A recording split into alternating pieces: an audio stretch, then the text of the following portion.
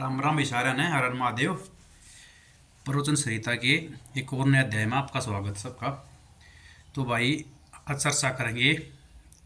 आजकल बहुत ये चल रही है सोशल मीडिया पे भी कि इतने करोड़ जब करे थे या इतने करोड़ नाम लिए थे भगवान के दर्शन हो जाए हैं।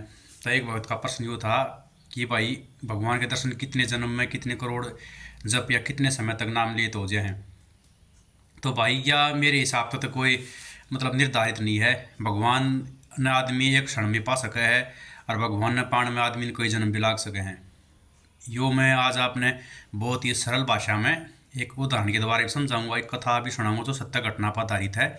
उस तय आया बात आपने प्रूफ भी हो जाएगी कि भगवान ने आदमी एक जन्म में भी पा सके है और भगवान पाण में आदमी ने कोई जन्म भी बीत सके हैं। यह आदमी की मन स्थिति के ऊपर और उसके विश्वास के ऊपर निर्भर करा है भाई। तो भाई कथा किस प्रकार है कि भाई एक राज्य में एक चोर था, ठग था, वो बहुत ज़्यादा एक्टिव था। भांति भांति प्रयत्न करके वो चोरी छप्पा कर इस तरीके से उसका काम था। अगर मतलब सारा दिन ही सटा हम रहा करता, आज इसने लुटूंगा आज उसने लुटूंगा। तब भाई वो एक जगह से चोरी करके भाज रहा। उसका नाम था गोवर्धन दास। और भाई राजा के सैनिक उसके पीछे पीछे हो रहे उन्हें पकड़ता ही। तय वो भागता भागता एक ऐसी जगह देखी उसने जहाँ मतलब कथा चल रही थी भगवान की। परशुराम जी नाम था उनका, गुरु जी का जो कथा कर रहे थे। तो उड़े बहुत सारे व्यक्ति बैठे थे। तो उसने सोची इस भीड़ में रड़ जाऊंगा और पछाड़ में नहीं आऊँगा। तो उन सैनिका बचनता ही वो कथा में जाकर भीड़ में बैठ जाए है। तो सैनिक तो उसने टोते टोते आए वे भी नहीं सोचे यार कथा होना करी है, सारे भगत आदमी बैठे हैं, सज्जन और संत आदमी हैं, तो इनमें तो चोर की तो होगा। वे भी आगे न लकड़ गए। तो उस कथा में गुरु जी का भगवान श्री कृष्ण के रूप सौंदर्य का वर्णन करने लग रहे थे कि वो किस प्रकार गैया चराना जाया करते तो के पैर जाया करते। वो ये बता रहे थे कि 8 साल की अवस्था में भगवान श्री कृष्ण सिर पर सोने का मुकुट और सोने की ही तागड़ी, सोने के ही कर्ण कुंडल और सोने के ही ये बाजूबंद वगैरह बहुत सारे आभूषण होया करते पहले ज़माने में जो सोने के पहना करते। तो ये चीज़ भगवान के रूप सौंदर्य का वर्णन करने लग गया किस प्रकार भगवान जी तैयार हो गए गौवन चरान जा हैं। तो वो सारी चीज़ें क्या गए बताने लग गया कि एक चीज़ सोने की या थी, हीरे की या थी। तो उस चोर के मन में यह बात आ गई 8 साल का बालक इतनी कीमती चीज़ पैर का बाहर लिखड़ा है, आज तो भाई यो तो कति आसान शिकार है, आज इससे न लूटूंगा। जब कथा सुनकर सारे भक्त जा लिए तो उसने तो अपना चक्कू काट गए उस गुरु जी गर्दन पड़ा दिया। नु बोलिया बताओ 8 साल का बड़ा किच है जो इतनी चीज़ सोने की यार ये जवारत्ता की पैर गजा है मैं उससे लूटूंगा। तो बोला भाई वो तो है उस वृंदावन मनंद गांव में भी लगा।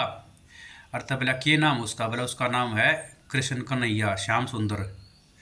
और बोला ठीक से, बोला उसके पिताजी का नाम, बोला उसके पिताजी का नाम नंद बाबा है। न बोला आज उसने लूटूंगा, न बोला उसने भाई तू दर्शन भी ना कर सकता, मेरी सारी जन्म जिंदगी चली गई मन आज ते दर्शन ना हो लिए तो तू उसने लुटा क्यों करना। बोले आज जब तक वो चोर जब तक मैं उसने ना लूट लूँगा मैं पानी भी नहीं पीऊँगा।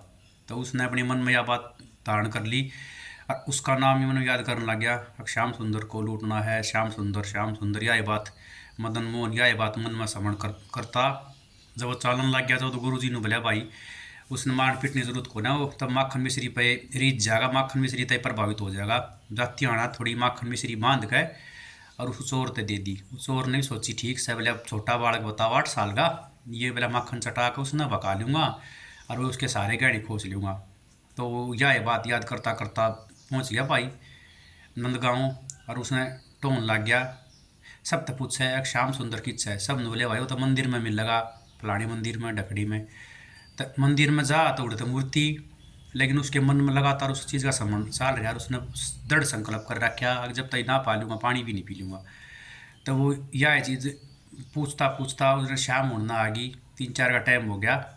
तो फिर भगवान ने उसका ध्यान कर लिया इस चीज़ का भाई अगर भगत बिल्कुल मन में है ना मेरे से और कुछ आज धारणा ना कर रहा उसका। आप देखा होगा आपका मतलब उद्देश्य कोई भी था, उद्देश्य तो लूटन का था, उद्देश्य कोई भी हो, लेकिन उसने अपने मन में एक भगवान को छोड़ कर उस समय तक लगातार और किसी चीज़ ने वो नहीं रख रहा था, सब चीज़ भूल रहा था, एक परमात्मा के सिवा उनका नाम स्मरण कर रहा था मन मन में। अब श्याम सुंदर कहाँ है, श्याम सुंदर कहाँ है। तो योग माया फिर एक वृद्ध स्त्री का रूप लेकर आई और उसको बताया कि श्याम सुंदर तो वहाँ गौ में चरा रहे हैं। तो देखा सच में बहुत सारी गौवें और उसके ग्वाल बाल सखा भगवान की माया से प्रकट हो गए। स्वयं भगवान 8 साल की अवस्था में प्रकट हो गए। तो उनकी सुंदर छवि को देख कर वो तो देखता ही रह गया। तो फिर भगवान ने सारा कर दिया, सारे वे उसके सखा थे वो चले गई, अकेला रह गया। तो तचोर गया उधर, बोला श्याम सुंदर आप ही हो? बोला हाँ श्याम सुंदर मैं ही हूँ। बोला ये सारे गहने वहने सब कुछ उतार कर मेरे को दे दे। तो भगवान ने लिए थे, मैं नहीं दूंगा ऐसे तुम्हारे को। तो वो माखन मिश्री निकाला है और नुगल्या में ये खान को दूंगा आपको, आपके पसंदीदा पदार्थ है ना खाने में, आप ये खाओ। तो भगवान तो अपने हाथ तक खवावा है। भगवान का दर्शन करते उसके मन में वैराग्य तो उत्पन्न हो गया था। तो भगवान अपने हाथ से एक माखन की उंगली भरकू से चटा दी है, उसने ब्रह्म ज्ञान हो गया। भगवान के हाथ तो थोड़ा बहुत खाते ही, और उसी समय जान गया कि ये तो पर ब्रह्म भगवान है। तो उसने उसी समय से अपनी चोरी के ठगी के जितने काम थे वे सारे छोड़ दिए और लगातार उस सच्चिदानंद भगवान का ध्यान करना शुरू उस दिन तक उन्होंने कर लिया। तो इस कहानी से हमने क्या शिक्षा मिली? इस तरह हमने यह शिक्षा मिली, अब जो लगातार भगवान ने अपने मन में रखा है और किसी चीज़ ने भी अपने मन में नहीं रखता, हाथ पाए तो काम करे जा है और लगातार मन तय ना एक मतलब जैसे दिया जला कर रख दे ना जहाँ आवाना होती, उसकी लो बगैर हिले लगातार जले जा है। उसी प्रकार बगैर अपने मन को भटकाए ये प्राणी लगातार अगर भगवान के चिंतन में अपना मन लगाए रहेगा तो एक दिन ऐसा होगा कि वो उस सच्चिदानंद परमात्मा ने पा लेगा। मन के चिंतन पर ये डिपेंड कर रहा है, मन के चिंतन पर आधारित है। या नहीं है कि भाई आप जबान तक नाम ले जाओगे, मन में आपके में और कुछ साल रहा है। तब भाई सबसे सरल तरीका मेरे हिसाब से उसका है भाई, और कोई किसी बड़े गुरु के पास जाता हूँ मैं तो आपकी तरह एक सामान्य जीव हूँ, लेकिन मेरे हिसाब से भगवान को पाने का सबसे सरल और आसान तरीका यही है कि मन में लगातार आप परमात्मा का चिंतन करते रहें। एक क्षण के लिए भी भगवान का चिंतन अपने मन से ना भूलें, तो निश्चय ही आप एक दिन जो ये हमारे जीवन का उद्देश्य है परमात्मा को प्राप्त करना, उसको प्राप्त कर लेंगे। तो भाई प्रवचन संहिता के आज के अध्याय में इतना ही। एक और नए अध्याय फिर मुलाकात होगी, तब तक भगवान की कृपा सब पर बनी रहे। हर महादेव, जय श्री राम।